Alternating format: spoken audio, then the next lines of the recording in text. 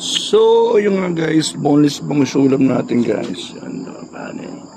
So, yung nga guys, nag-crave siya sa bangus. Yan guys. So, yung nga guys, kain tayo. Yan mga idol.